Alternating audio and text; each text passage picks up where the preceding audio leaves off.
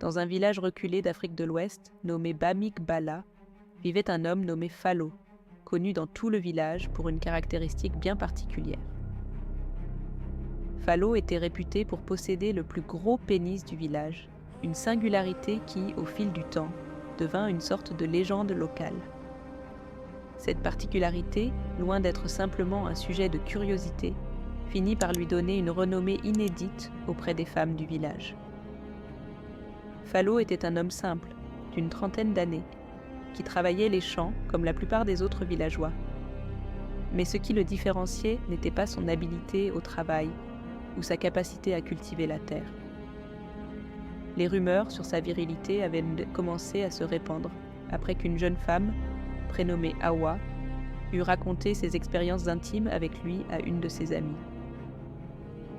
En quelques jours, l'histoire fit le tour du village. Les femmes devinrent curieuses et Fallo, qui jusque-là n'avait jamais été particulièrement populaire, commença à attirer de plus en plus de regards. Un soir, lors d'une célébration de récolte, Fallo attira l'attention de plusieurs femmes. Assises autour du feu, elles parlaient entre elles et riaient en le regardant de temps en temps, leurs yeux brillant d'une certaine curiosité. Fallo, plutôt timide à l'origine, commença à être approché, et les avances des femmes devinrent de plus en plus explicites.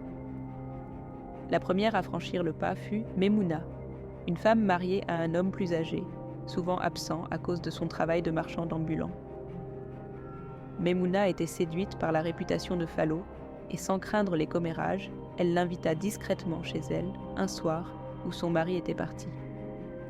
L'expérience fut tellement marquante pour Memouna qu'elle ne tarda pas à en parler, avec une certaine exagération aux autres femmes de confiance. La réputation de Fallo ne fit que croître. Bientôt, les femmes du village, qu'elles soient célibataires, mariées ou même veuves, commencèrent à le rechercher en secret. Certaines y voyaient un moyen d'échapper à la routine, d'autres voulaient simplement éprouver ce qui était décrit avec tant de fascination. Fallo devint l'amant de plusieurs femmes et il fut de plus en plus sollicité. Chaque nuit, une femme différente venait lui rendre visite ou l'invitait discrètement chez elle, pendant que son mari était parti chasser ou travailler tard. Les hommes du village, peu à peu, commencèrent à remarquer que leurs épouses étaient souvent distraites, voire absentes, et les regards complices entre certaines femmes et Fallo ne pouvaient plus être ignorés. Le chef du village, un homme sage nommé Demba, commença à entendre des rumeurs à propos de Fallo. Les hommes se plaignaient et les femmes, bien que plus heureuses, avaient commencé à être plus téméraires dans leurs escapades. Le village commençait à être en proie à des tensions. La jalousie et l'envie faisaient surface, et Fallo était au cœur de cette agitation. Un jour, lors d'une assemblée de villageois, les hommes se rassemblèrent et décidèrent de confronter Fallo.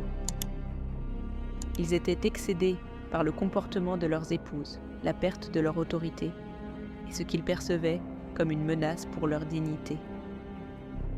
Le chef Demba convoqua Fallo et le fit venir au milieu de la place du village. Devant toute la communauté réunie, Demba prit la parole. « Fallo, il semble que tu sois au centre de bien des rumeurs et de bien des troubles dans notre village.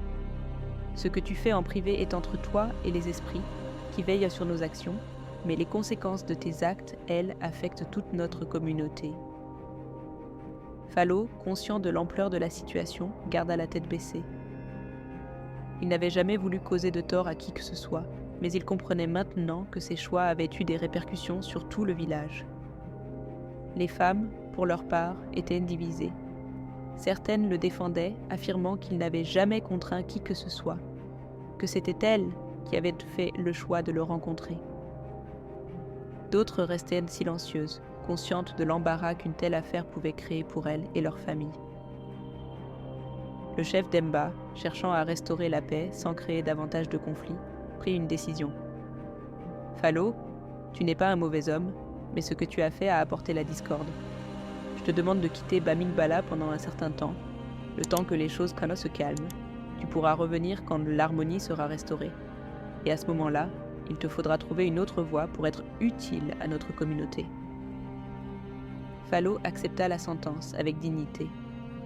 Il quitta le village, mais non sans un dernier regard vers les femmes qu'il avait aimées, même pour un court instant. Certains disaient qu'il partit vers les montagnes, d'autres qu'il rejoignit un autre village.